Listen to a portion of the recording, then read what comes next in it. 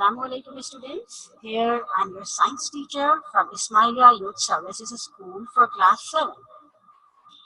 Students, if you remember, yesterday we have started a new chapter that is heat and energy, and today inshallah we will continue its some topics. But before proceeding our today's lecture, I would like to say you that please take your science book along with you. Take the screenshots of every slide which will be shared over here. And one more thing, please do not raise your hand during lecture. If you have question, you can write your question in the chat box at the question answer session. And you have to do all the written work in your fair science copy. Right? As I told you, do not raise your hand during lecture. Ask question at the end in the question answer session. Yes, students, I would like to share you a little bit feedback of yesterday's or the last lecture. Yesterday's lecture or the last lecture, that is this, that in last class we have learned about the heat and energy. We shared the definition of heat. We have learned how heat transfer and how heat travels. We also shared the conductor and insulator with examples. We also share the conduction and the conductivity and conduction. Means yesterday we have shared the method of heat transfer. We have discussed some methods of heat transfer, and today we will continue these methods of heat transfer. Now, our today's topic is the convection current in nature, radiation, and thermos flask. If you remember, yesterday we have learned that convection is the heat transfer that is observed in liquid and gases. And we have shared that in convection, the molecules of fluid is moved from one place to another place. And we observe that in this convection, hot air rises up. All the molecules which receive the heat, they move upward, and the molecules which become cooler, they move downward. Due to this movement, they make a circle. They make a spiral movement, and this is called the convection current. And we shared this convection current by an activity. Now, this convection current can be observed in nature. And today we are going to share this convection current in nature where we can observe it. As we learn, convection is the spiral movement of the molecules, hot molecules and cool molecules in liquid and gases. That's why we observe wind. Or we can say convection current is observed in wind. Hot air from the earth rises upward and cold air rushes to take its place. This moving air is called wind. When hot air, or we can say that when air becomes hot due to the heat of the earth, it moves upward, and the cool air quickly move to fill this place. This quickly movement make a wind. And this wind is due to the convection current. Second is the monsoon wind. Monsoon wind is another example of the convection current. And in monsoon wind, the winds blow due to the difference in temperature between two different areas, mostly between land and sea. The land becomes hot, so the hot air rises upward, it moves upward, and the cool air from the sea rushes to take its place, and this movement makes a monsoon wind. The third is the thermal. What is thermal? Actually, thermal is also the upward current. When of warm air. As we know, when the air becomes warm, it moves upward. So they move upward and rises by the convection. The amount of air or the warm air rise by the convection. So this warm air is called thermal. These thermals help the birds and the gliders. Gliders means the human who fly by gliding. These thermal are very useful for them, for the birds and the gliders, because in the thermal or in the warm air moves in upward direction.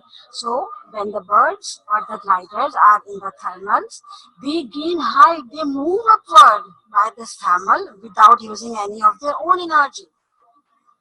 That's why we observe some birds while they spreading their wings and moving in the sky without flapping, because they use this thermal only by spreading their wings, and they do not apply any energy, and they fly.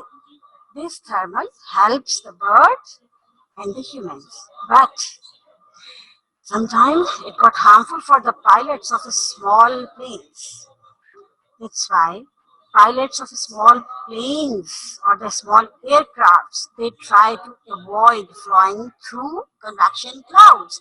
Means this convection cloud, or we can say in the thermal, the air the air inside it is warm and it moves quickly upward or in the spiral movement. That's why we can say the cloud or the air inside the cloud is turbulent. It is not stable. The air in the thermal is not stable. It quickly moving um, in the spiral condition, and this movement is in the great speed. Due to this, due to this convection cloud, the pilot may lose the control of its aircraft and they may got an accident. That's why the thermals are harmful for the pilots of a small plane. So the pilots try to avoid to flying through these convection clouds. It means we can observe the thermals, that it is useful as well as harmful some for some examples. Thermal is helpful for the birds and the gliders for flying with height without using energy, but it is harmful for the small planes, and the pilot can lose its control because in thermal the air is quickly moving. And the fourth example is the land and sea breezes. As we know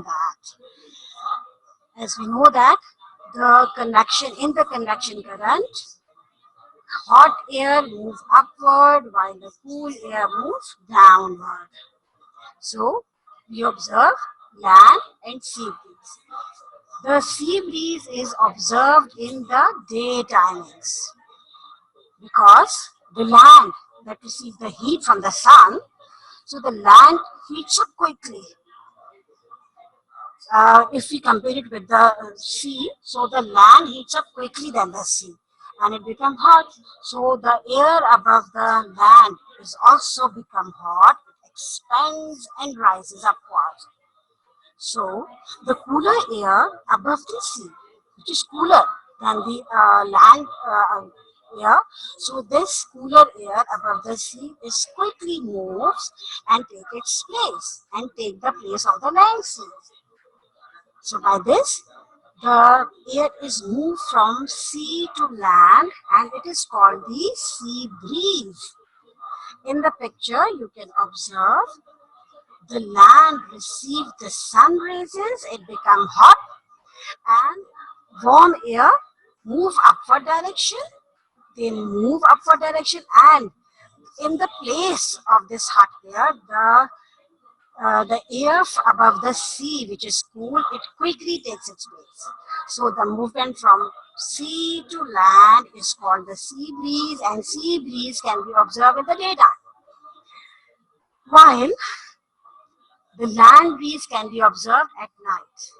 If you remember, In yesterday's class, we have shared an activity that water is a bad conductor, and so here, uh, if we connect it, we also easily understand that the water takes time to become hot. It receives the sun rays for the whole day, and at night it becomes hot. As it takes time to become hot, and similarly, it takes time to become cool, right? Takes time to become hot. Similarly, it takes time to become cool. That's why at night the sea water, which has absorbed heat during the whole day, it remains hot for a long time. And as land heats up quickly, so it cools down quickly as well.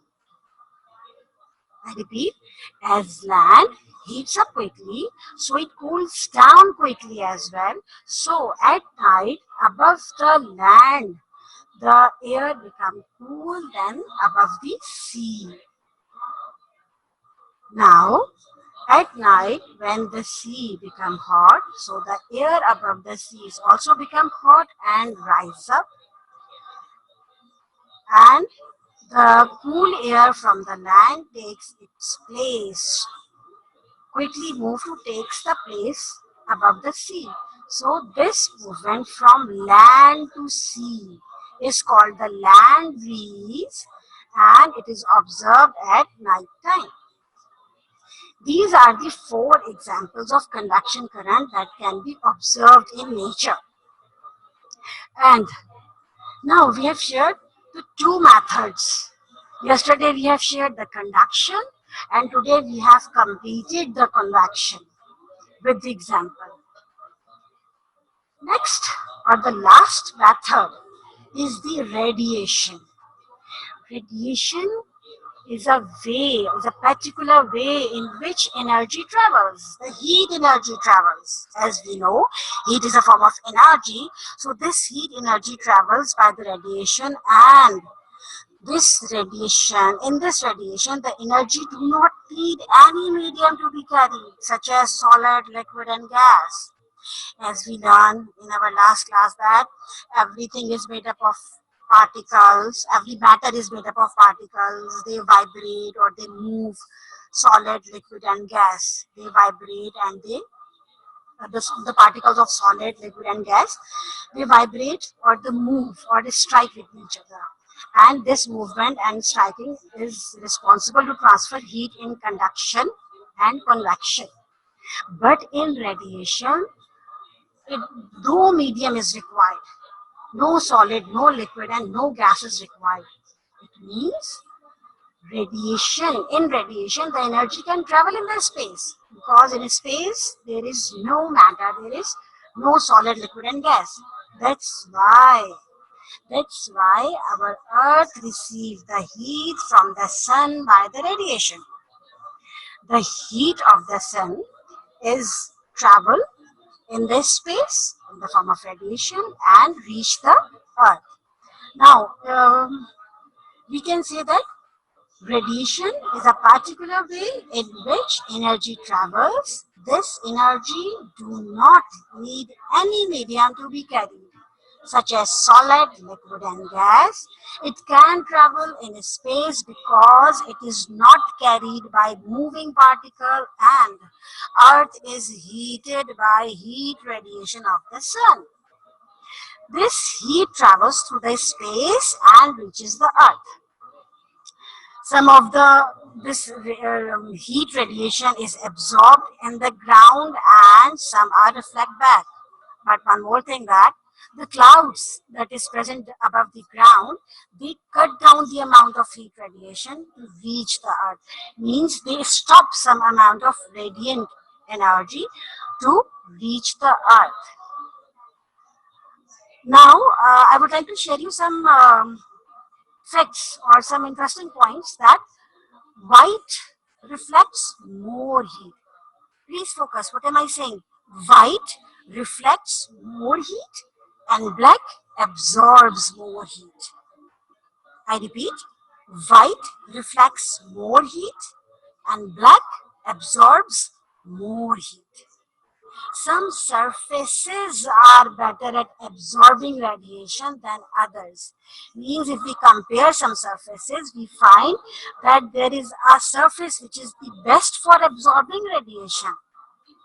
And we observe that if a black car is standing in the sunshine and also a white car is also standing in the sunshine, so we observe that black car warms up more quickly than any other color. I hope you understand, or I hope it is clear to you that black color, black surface absorb more heat. That's why the black car warms up more quickly than any other. Here in the picture you can observe that white is the white reflects more heat and dull black absorb more heat. Getting? Or if I say you, so white absorb very little heat while black absorb more heat. White shiny, poor absorber, dull black are the good absorber. A black saucepan, we observe that a black saucepan cools down more quickly than other.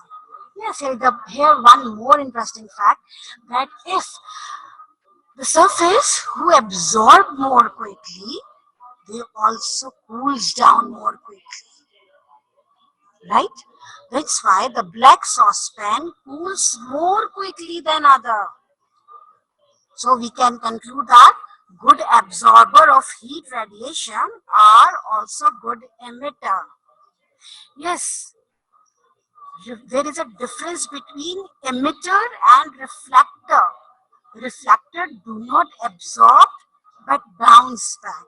And emitter emit or exit something which is present inside. That's why we can say good good absorbers of heat radiation are also good emitter. It means dull black surface are the good or the best absorber of the radiation. So they are the best emitter of the radiation. And shiny silvery surfaces are the worst absorber of radiation. So they are the worst emitter of the radiation. In the picture, you can observe that my cursor is pointing emitter, means to exit something which is present inside it. The dull black surface are the good emitter. They emit heat radiation quickly. Shiny, or we can say they are the best emitter. Dull black surfaces are the best emitter. Shiny black surfaces are the good emitter, while white surfaces are not good emitter and silvery surfaces are the poor emitter, because white and silver do not have heat radiation inside. And reflector, those who reflect heat radiation, so the dull black surface are the worst reflector. They absorb maximum. No? That's why we can say they are the worst reflector, and shiny black surface are the bad reflector, while white and silvery are the good and best reflector respectively. Similarly, the dull black surface are the best absorber, shiny black surface are the good absorber, while white and silvery surfaces are the poor and worst absorber of heat radiation. I think it is clear. One more thing, that radiation from the sun, the heat radiation that enter to the earth from the sun, it easily enters through the glass walls of greenhouse and keep the greenhouse warm. This warmth, this warm temperature, or we can say this high temperature, is required by the plants for its quick growth. So this radiation which easily enter through the glass walls of the greenhouse, it keep the greenhouse warm and help the plant to grow quickly. Yes, We have shared about the radiation. Now, the thermos flask. Actually, thermos flask, in the thermos flask is a device, and it is a special device which is used to keep the temperature of substance fairly constant by reducing the transfer of heat that might take place by conduction, convection, and radiation. I repeat, thermos flask is a special device which is used to keep the temperature of the substance which is inside it at fairly constant. If the substance is cool and present inside the thermos flask, it become cool for a long time. Or if the substance inside the thermos flask is hot, so the thermos flask keep it hot for a long time due to this special device.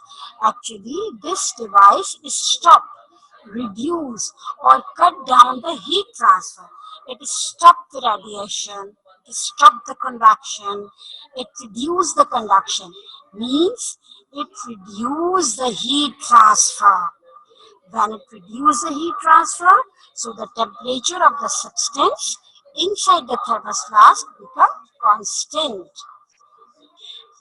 Now, I'm sharing you the construction of the thermos flask.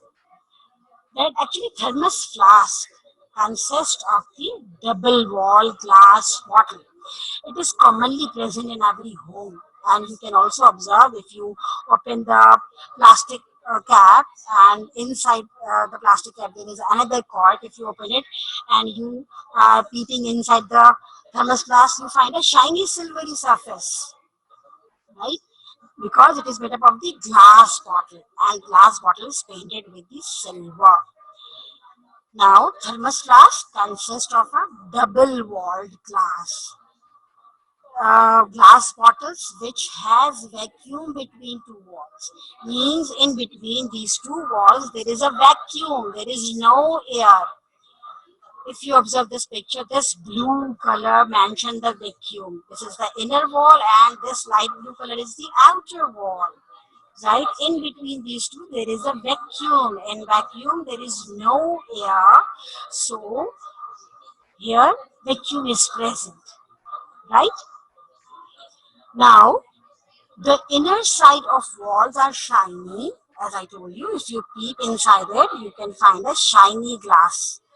So, and we learned that shiny silvery surface are the worst absorber and the worst emitter. So, they do not absorb the heat and they do not emit the heat.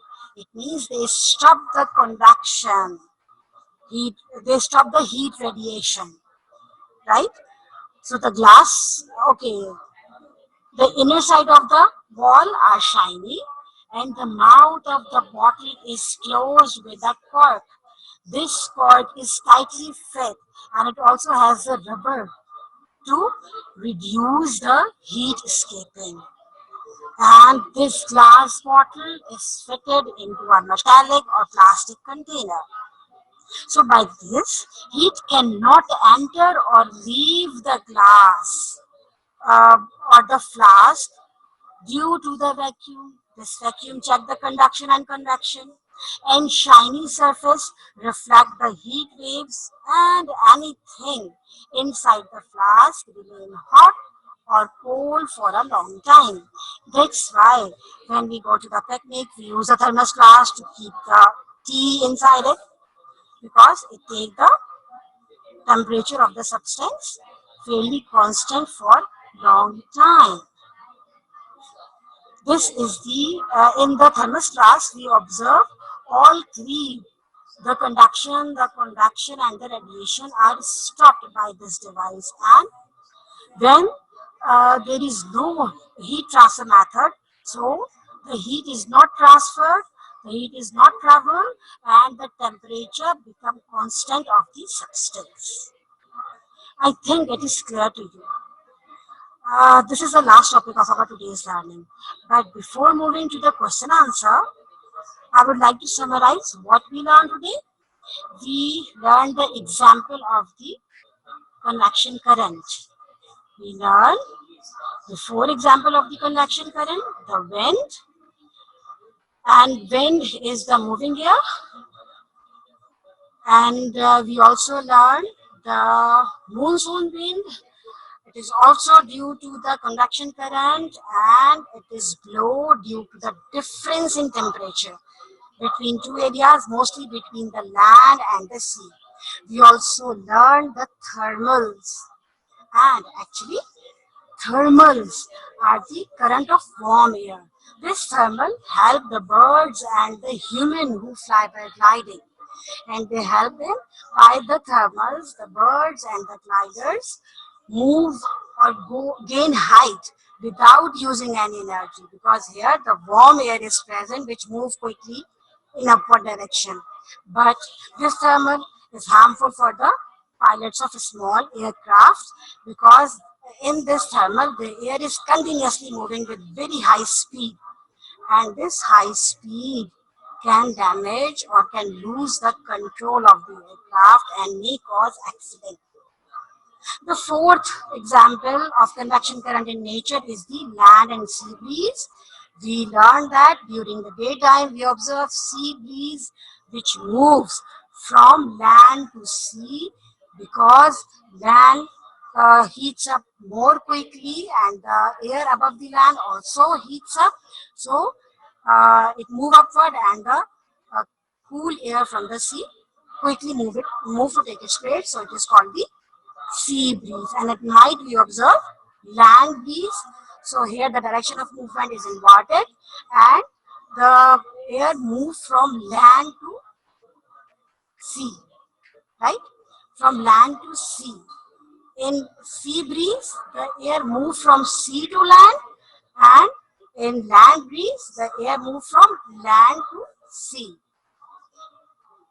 And we also learned the radiation. It is the way of transfer of energy where no medium is required, and that's why in this travel the heat can travel in this space, the radiation can travel in this space. That's why the sun, the heat from the sun reaches to the earth, or we can say earth is heated by the heat radiation of the sun, because from the sun the heat radiation travel in the space and reaches the earth. Some of the heat is absorbed and some are reflect back. But one more thing that we learned, that clouds are the thing which cut down the amount of radiation to reach the earth. We also learned some facts, that white reflects more and black absorb more heat. We learned that the the dull black surface are the good absorber and the good emitter, and the shiny silver surface are the worst absorber and worst emitter. We also learned that radiation from the sun enter through the glass walls and keep the greenhouse warm to help the plant growth. We also learned the thermos flask, which is used to keep the temperature of the substance fairly constant for long time. Because of its design, it has a vacuum between two walls. It has the shiny surface, the inner wall is shiny, and the two glass walls, in between the two glass walls there is a vacuum. So the vacuum, the shiny surfaces, they reduce the heat transfer and keep the temperature constant of the substance which is present inside it. Now come to the home task. Today's home task, explain convection current in nature into paragraph. It is present in your slide here from 1 to 3. Slide number 1, slide number 2, and slide number 3, or you can write the answer from your book from page 85 to 86. Now describe the structure and function of thermos flask. This structure and function is present in slide number 6, and it is also present in your book on page 87.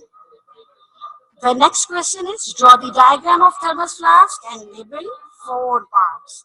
The diagram is also present on slide 6, and The diagram is also present in your book on page 87. It's up to you from where you want to draw it. Now the third last question, and it is a long question, that complete book exercise number 1 from A to J. This exercise is present in your book on page 92. So please quickly open your book on page 92. Actually, I want to read these questions and also share you where the answer is present in your book. The question A, because you have to complete the answer from A to J. What is heat? Answer is present on page 84, second paragraph. The B is how does heat travel from one end of an object to the other? The answer is also present on the same page 84, second paragraph, from second to fourth line. Then what is an insulator? How insulator useful? The answer is also present on page 84 on third paragraph. Now the D is what are the methods of heat transfer? You just have to write down the name of heat transfer that is present on page 84, 85, and the name of the heat transfer are the conduction, convection and radiation. You can find the answer of the previous slide that we shared yesterday, right? Okay, now proof by an what is conductivity? We have shared yesterday.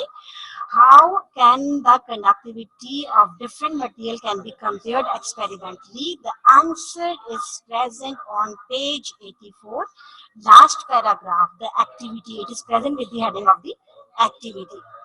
Now next is the F. Prove by an experiment that water is a bad conductor of heat. We have shared yesterday, and in your book the answer is present on page 85, first paragraph, or you can write the answer from the yesterday's slide. Next, G is the how do convection current move in a liquid.